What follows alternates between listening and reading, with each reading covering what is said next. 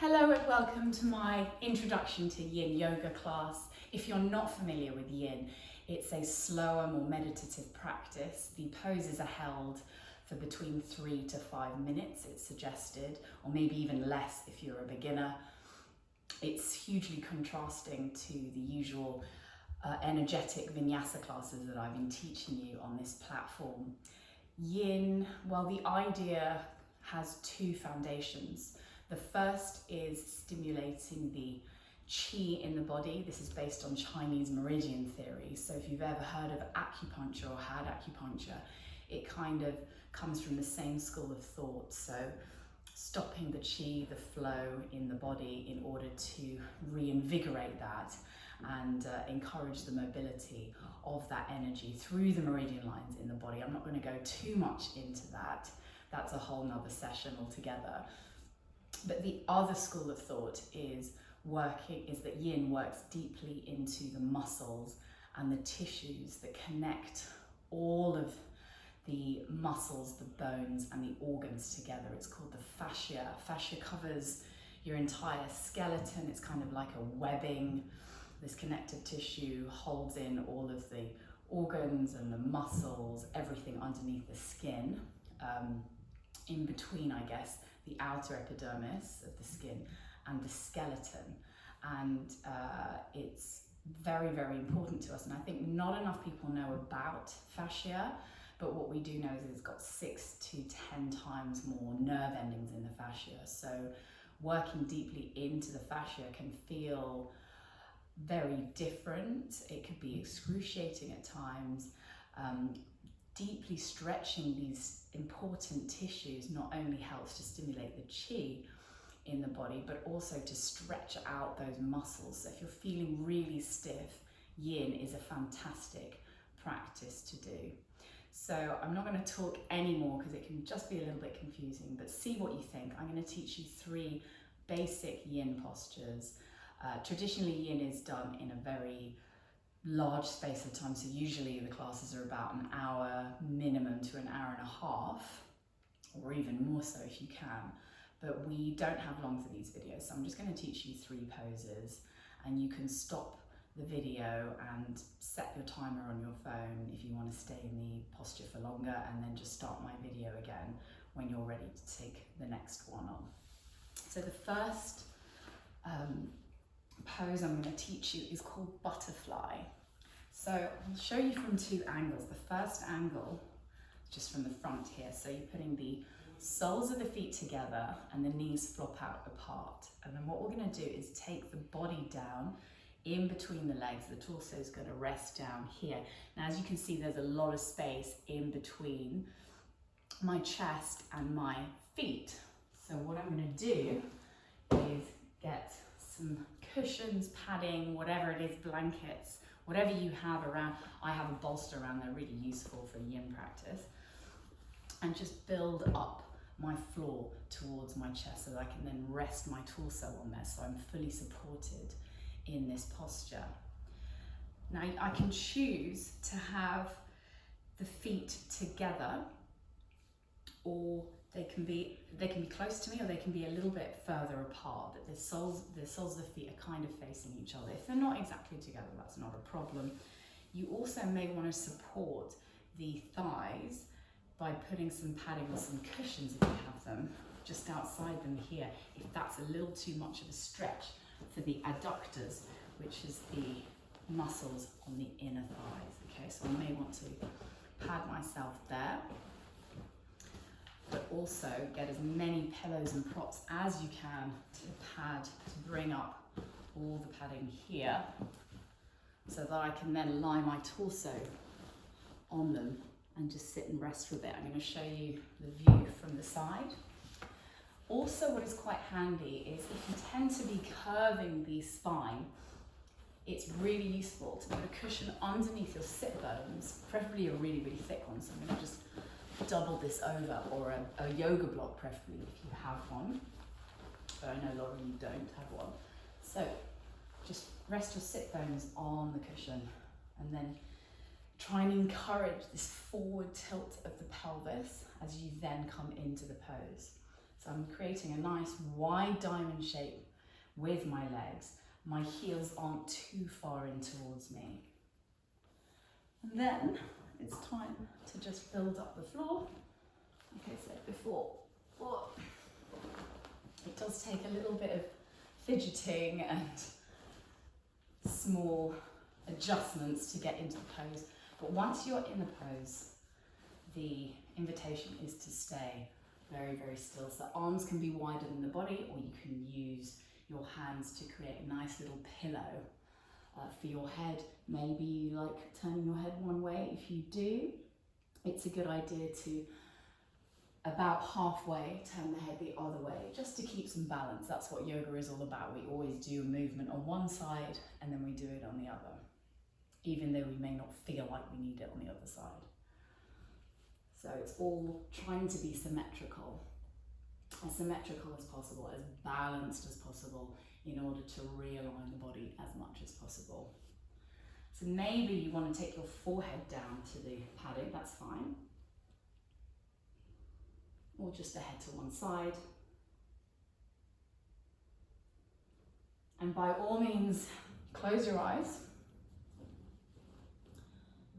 and start to deepen the breath, slow it down, just notice what it's doing. Don't try and force the breath to do something that it's not used to doing or something that doesn't feel natural for now, but just notice what the breath is doing. And in doing that, in observing what the breath is doing, you'll naturally slow it down. Notice if it's stifled. Notice if there's any pain in this posture. You shouldn't be feeling any pain. However, the longer you stay in a posture, the more intense it will start feeling in certain target areas in the pose. So a target area for this butterfly pose is the adductors. It's where your meridians for your kidneys and urinary bladders lie. And so when you're stretching the adductors and you're stretching the fascia, the tissues on your inner thighs, your knees will naturally weigh down over time. It will become a little bit more intense here. It will also come a little bit more intense in the outer hamstrings. So if you do lots of running and things like that, you'll really notice a stretching out here. And your back will naturally round anyway. And this will obviously cause a little bit of tension along these sides of the spine as you bring your torso down. Now over time, you may find that naturally your body gives a bit more and your torso wants to sink down further. So you may need to adjust about halfway through and remove any padding so that you can actually come down lower, and that will then increase the intensity as well. And I can really feel it here in my lower back. So if you've got lower back issues, really support it by building up so that you're not curving the spine too much. And also I'd suggest, if you've got lower back issues, that you use a bit more padding underneath your seat. So you want to stay there between 3 to 5 minutes. If you want to pause the video, now is a great time. And when you're done here, slowly press into the palms and then bring the torso up, and then start to remove all the padding that you have. So move everything to one side.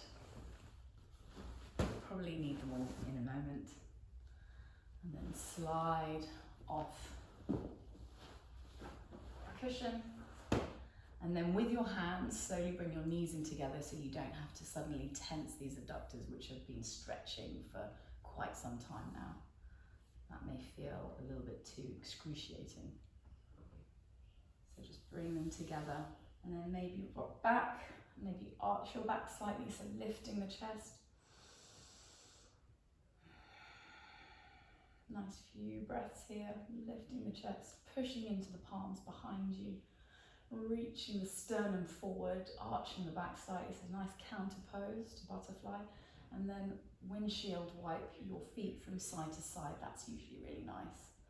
Get some juices flowing, particularly in the hip flexors and in the adductors. Feel free to massage your legs as much as you need here.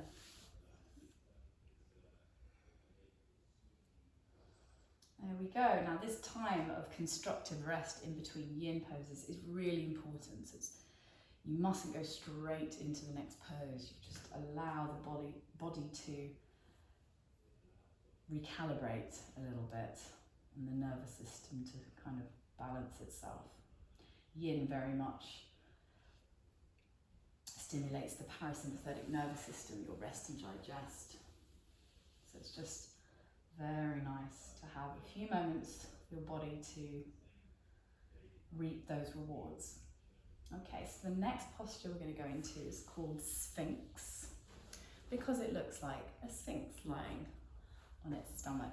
I'm just going to grab my bolster there. So you come to lie on your stomach for Sphinx. This is a very gentle back bend. Tops of the feet are down. They can be about a hip width apart if that's comfortable for you, or together if you prefer. I prefer hip width apart because that's more of a natural alignment in the body. And then you're placing the forearms down, or palms can be together in a prayer in front of you. Totally up to you, makes very little difference.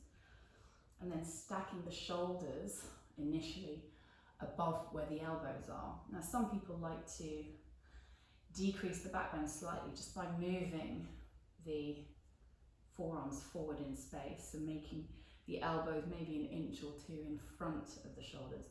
And then lifting the head but not too high, so chin is maybe parallel to the floor. And this is doing it without any modifications or adjustments at all. It can start to get very intense on the lower back, or if this is way too much for you, this is when all these wonderful cushions come in handy. A really nice thing to do is to rest your lower ribs on a bolster, so bring it in towards you, and then rest it down so that this is less active. Also, this is great if you've got some shoulder issues or just generally lacking in strength in the arms, in the forearms and shoulders and elbows, or elbow problems. And you can just rest on this. And then you can see there's a little bit of a shallower curve in my back. You're still getting something out of it, and you may need to spend slightly longer in this posture to get something out of it. But if it's more comfortable, you can probably spend more time here. So again, it's about 3 to 5 minutes here. If you don't have a bolster, so it's difficult for you to get hold of one, pillows also work really, really well. Just stack everything up as much as you need, or you could even just rest on pillows like that and just have a very gentle curve of the spine. Remember to turn your head both ways.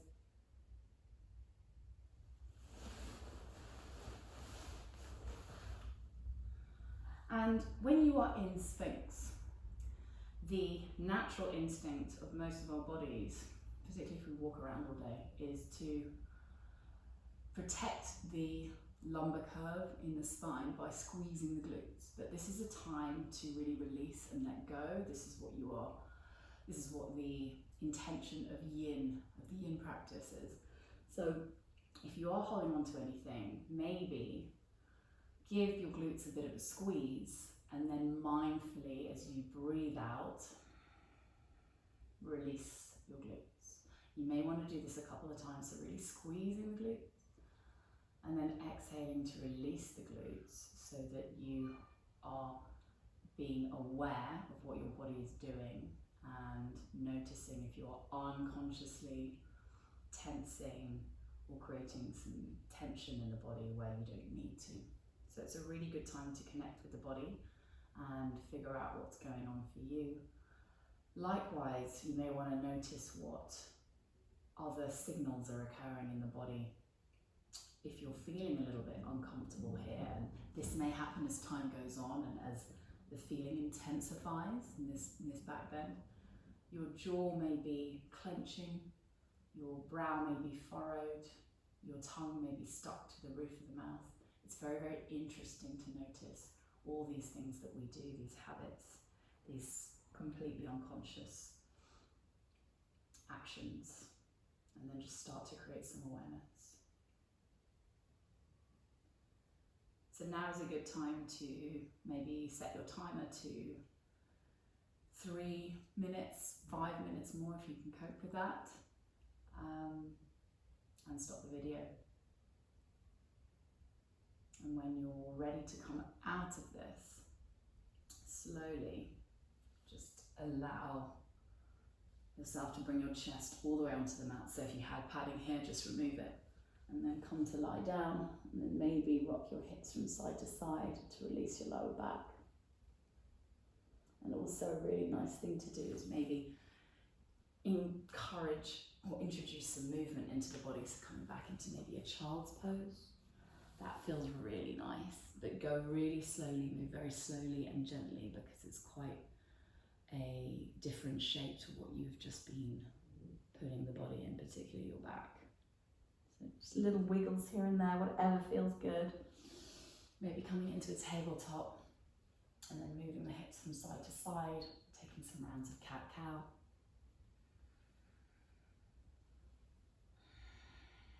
Or another way to counterpose Sphinx is to come and lie on your back, bringing the knees into the chest very gently, and then just rocking your legs from side to side. All very gentle movements here. You're not trying to flatten the lumbar curve on the back, but just massage it. And then for the last posture, I'm going to do a little supine twist here. So I'm going to take my hips to the left, so my back is on the floor, hips to the left, and then knees over to the right. So I'm stacking my left hip above my right. So stacking the top hip above the bottom hip.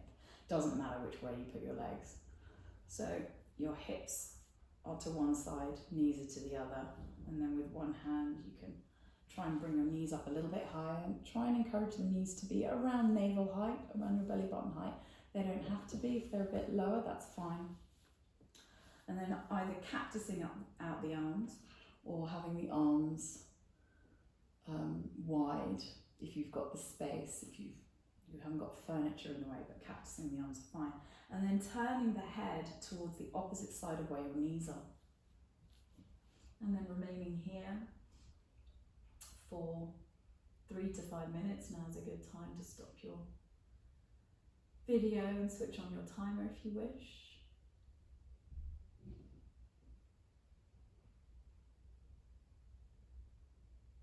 If you've just started the video again, notice the shoulder should have come down a little bit more. The upper shoulder. The shoulder on the opposite side of the knees.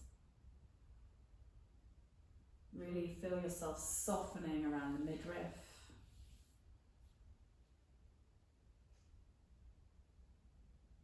And then on an inhale, bring the legs to center. Again, knees up. And then we'll just transition straight onto the other side. So I'm taking my hips to the right this time, my knees to the left. Knees at navel height, stacking my right hip above my left. And then cactusing my arms up, gazing over my right shoulder this time. Supine twists or reclining twists, as I'm doing, are brilliant for resetting the back when you've been on a long drive, or sitting at a desk, or just looking after children, or anything that requires a lot of movement in the spine. Some supine twists before you go to bed at night are a great way of resetting the back and hopefully alleviating a little bit of tension and discomfort that you're experiencing. So watch the breath when the mind wanders. Try and unhook from thoughts. It's very easy to have something to focus on in a vinyasa class. In a yin class, it's slower, more meditative, there's less going on.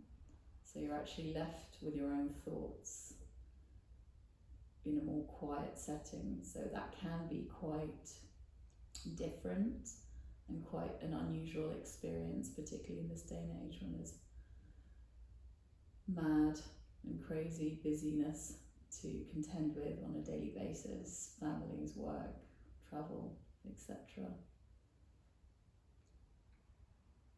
And so this is a time to reconnect with your body, reconnect with yourself. Maybe create a little bit more space. And as you stimulate that parasympathetic nervous system, the rest and digest, it can have an incredible healing effect on the body. So if you wanted to set your alarm for maybe 3 more minutes in this posture and stop the video, then you can do that now. And then coming out of the supine twist, maybe bringing the knees into the chest. Maybe you want to take a little happy baby just for one last time to massage the lower back. So soles of the feet come up, grabbing hold of the outside edges of the feet, and then just rocking from side to side, elbows becoming beyond the armpits if you can. And if this is a little bit tricky for you, then just bring the knees into the chest. And then I'll leave you in Shavasana, the final resting pose, corpse pose. This is quite important to reap the rewards of a Yin class. So for your nervous system to recalibrate itself. So arms widen the body, palms facing up. Feet can be a hip width apart, toes falling out to the sides. And as it's a cooling, doesn't create as much heat as a vinyasa class, you may be feeling a bit cold. So by all means, put some socks on, a blanket, a jumper, whatever you need to keep warm. And then just rest here as long as you have, or even if it's just for a few moments. I'll leave you here. Thank you for joining me for class, and please do hang out in Shavasana for as long as you can.